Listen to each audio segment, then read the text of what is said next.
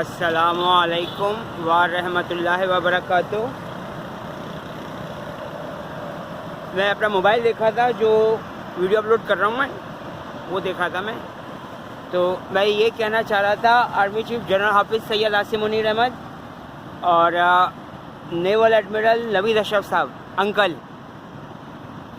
اور مریم نواز شریف صاحبہ اور جو خواتین بڑے بڑے عہدوں پر موجود ہیں، یہ بات وہ ذہن میں بٹھا کے رکھیں کہ یہودی خواتین مسلمان کے بھیس میں جو ہوں گی، اور یہودی خواتین جو ہندو کے بھیس میں ہوں گی، اور یہودی خواتین جو عیسائی کے بھیس میں ہوں گی، تو وہ مسلمان خواتین کے اور دوسری مذہب کی خواتین کے کانوں میں یہ بات ضرور ڈالیں گی کہ دیکھو، دنیا بھر میں عورت راج قائم ہو رہا ہے، تو ہم بھی پاکستان میں عورت راج قائم کرنے کی کوشش کرتے ہیں، تو ایسی غلطی مت کیجیے گا۔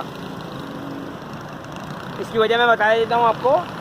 قرآن پاک کی آیات کا ترجمہ ہے کہ اللہ تعالیٰ نے مردوں کو عورتوں پر ایک درجے فضیلت دی ہے، اور اس حوالے سے حدیث بھی موجود ہے کہ اللہ تعالیٰ نے کہا ہے، اب مجھے یہ یاد نہیں کہ یہ حدیث ہے یا قرآن پاک کی آیات کا ترجمہ ہے، حدیث ہے میرا خیال یہ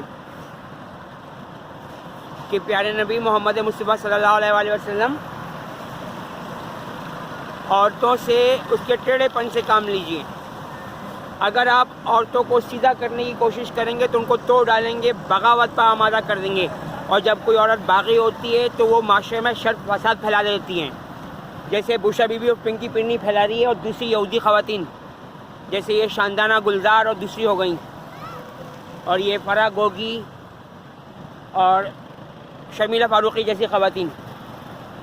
ایک بات یاد رکھیے، ایک حدیث موجود ہے اس حوالے سے کہ ہمارے شوہر ہماری باتیں نہیں سنتے، تو پیارے نبی محمد مصطفیٰ صلی اللہ علیہ وآلہ وسلم نے ارشاد فرمایا کہ ایک بات بتاؤ، تمہارے بیٹے کتنے ہیں؟ اس عورت نے جواب دیا کہ میرے 3 بیٹے ہیں۔ تو حضرت محمد مصطفیٰ صلی اللہ علیہ وآلہ وسلم نے ارشاد فرمایا کہ اللہ تعالیٰ نے تمہیں ایک مرد کی اطاعت کا پابند کیا ہے، اور 3 مرد تمہاری اطاعت کریں گے، جب تک وہ تمہاری اطاعت نہیں کریں گے انہیں جنت نہیں مل سکتی۔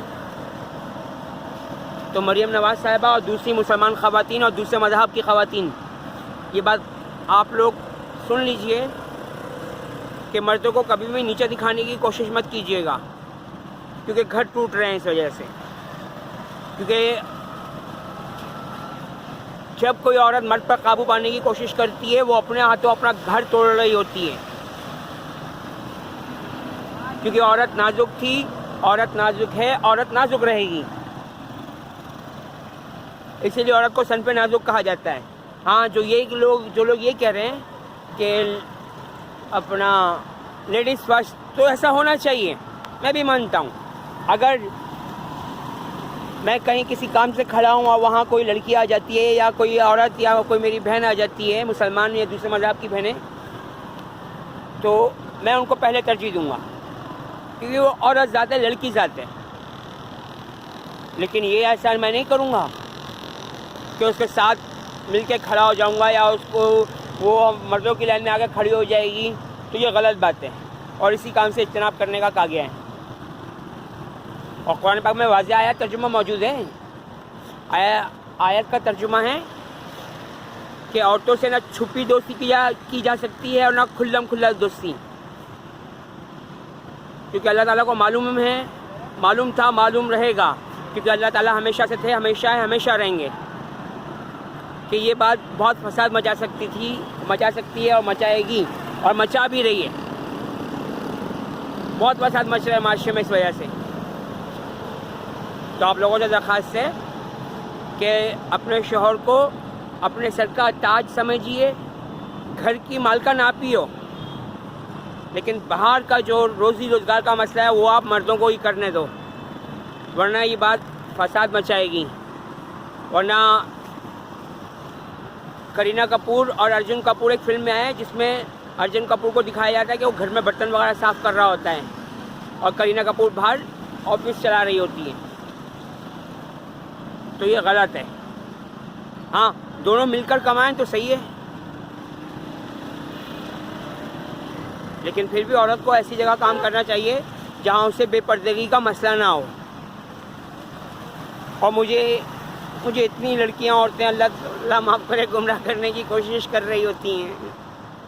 میں بھی انسان ہوں، غلطی انسانوں سے ہی ہوتی ہے، لیکن میں جانتا ہوں یہ بہت بڑا فساد بچانا چاہ رہے ہیں. اللہ تعالیٰ ان کو ہدایت دے. آمین رب العالمین الرحمن الرحیم. اللہ تعالیٰ امت مسلمہ کو اپنی پناہ میں رحمت میں حفاظت میں رکھے، اور دوسرے مذہب کے بے گناہ مرد عورتوں بچوں بوڑھوں کو بھی. آمین رب العالمین الرحمن الرحیم. اللہ حافظ. اور چیٹ جی پی ٹی کے حوالے سے میں نے آپ لوگوں کو پروف دے دیا ہے. مزید 2 ویڈیو میں بعد میں اپلوڈ کروں گا. اللہ تعالیٰ امت مسلمہ کو اپنی پناہ حفاظت میں رحمت میں رکھے، اور دوسرے مذہب کے بے گناہ مرد عورتوں بچوں بوڑھوں کو بھی. آمین رب العالمین الرحمن الرحیم. اللہ حافظ.